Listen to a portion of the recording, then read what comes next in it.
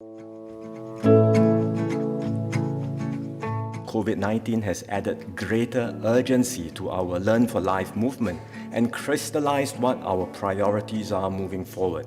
First, to equip our students with competencies and skills beyond book knowledge. In schools, one important approach is through character and citizenship education, or CCE. We are progressively rolling out a new curriculum for CCE that will equip our students with the competencies to be more future ready.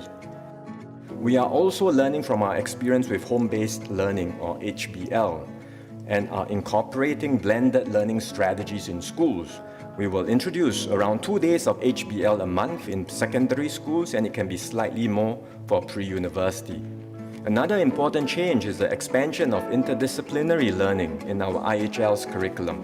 These systematic changes are being made at our autonomous universities and polytechnics, where students will be exposed to a greater breadth of learning and modules.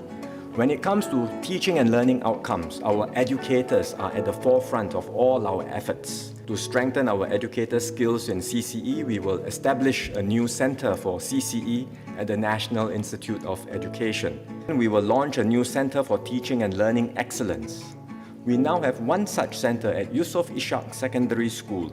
To support our primary school teachers, we will start a new Center for Teaching and Learning Excellence at Newtown Primary School from this year.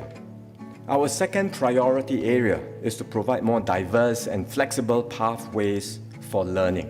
One major reform being implemented this year is in our PSLE scoring system. It will support a shift away from an overemphasis on academic results. We are enhancing such porosity in our secondary schools through another major structural change, and that's full subject-based banding, or full SBB.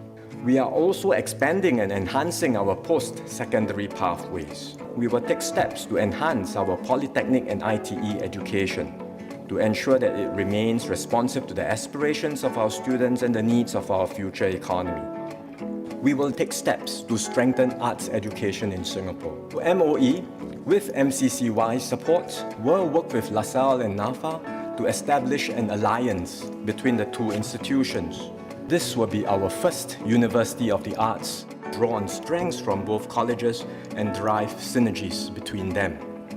Third, to uplift our students and ensure they develop to their fullest potential, regardless of starting point. This commitment to uplift every child is reflected in our approach to resourcing schools. We have piloted in some schools a more holistic whole-school approach. These schools are also provided with extra general resourcing, including student welfare officers and allied educators. We will consider how to expand such holistic support to more schools with similar profiles of students who are disadvantaged and vulnerable.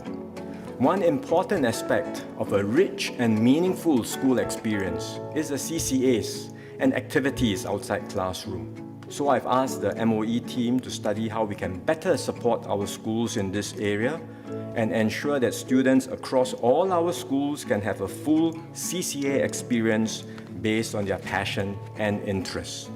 The pandemic poses huge challenges for countries everywhere, but it's also an opportunity to transform and reimagine education and to start realizing a vision for the future of learning where our children learn with joy, rigor, and purpose in schools and beyond.